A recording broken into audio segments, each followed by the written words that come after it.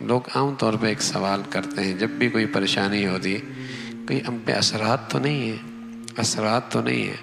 ہم انہیں کہتے ہیں کیوں نہیں اثرات؟ جب گناہ کیے تو شیطان کے اثرات تو ضرور ہیں، اثرات تو ہیں، شیطان کے اثرات تو ہیں، تبھی تو یہ ہو رہا۔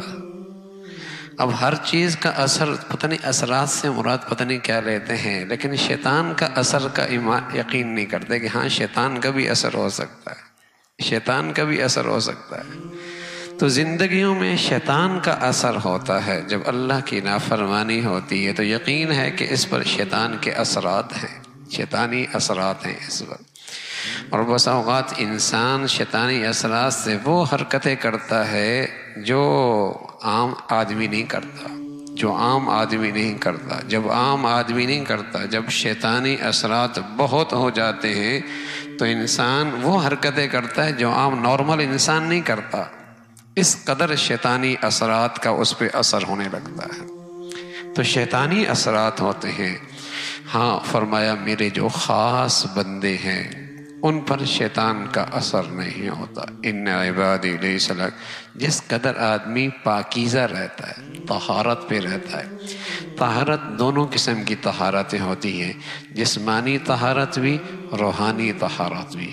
جسمانی طہارت کہ اس پر جسمانی نجاست کوئی نہ ہو، یعنی آدمی پہ غسل فرض ہے اور اس میں بلا وجہ تاخیر کر رہا ہے، عورت پہ ماہواری آئی، غسل کا وقت آ گیا لیکن بلا وجہ اس میں تاخیر کر رہی ہے، یہ جو نجاست ہے اس سے بھی شیطانی اثرات بہت تیزی کے ساتھ اس کی طرف آتے ہیں، اس سے بھی شیطانی اثرات بہت تیزی کے ساتھ اس پر آتے ہیں، اس لیے کہ گندگی اس کی غذا ہے، نجاست اس کی غذا ہے، گندگی نجاست اس کی غذا ہے، تیزی کے ساتھ اس پہ اثرات کرتا ہے۔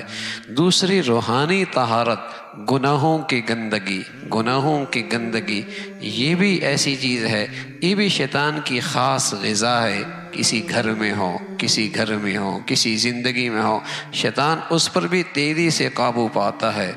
طہارت کی زندگی، گناہوں سے بھی طہارت ہو اور ظاہری نجاست اور باطنی نجاست اس سے بھی طہارت اور پاکیزگی ہو، یہ شیطان کے لیے رکاوٹ ہوا کرتی ہے، یہ شیطان کے لیے اس لیے رسول اللہ صلی اللہ علیہ وسلم فرمایا کرتے تھے کہ الوضوء صلاح المؤمن، باوضو رہنا یہ مومن کا اسلحہ ہے۔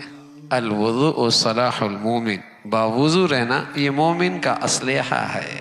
ظاہر ہے جب آدمی باوضو رہے گا تو اس پر نہ تو غسل کی ضرورت ہوگی، تبھی تو باوضو ہو سکتا ہے، اس گندگی سے بھی پاک ہے۔ اور آدمی جب ہر وقت باوضو رہتا ہے، الوضوء صلاح المؤمن، اس کی برکت سے گناہوں کی گندگیوں سے بچنا بھی آسان ہو جاتا ہے، شیطانی اثرات سے بھی محفوظ رہتا ہے، گناہوں کے گندگیوں سے بھی بچنا آسان ہوتا ہے۔ الوضوء صلاح المؤمن، وضو مومن کا اسلحہ ہے۔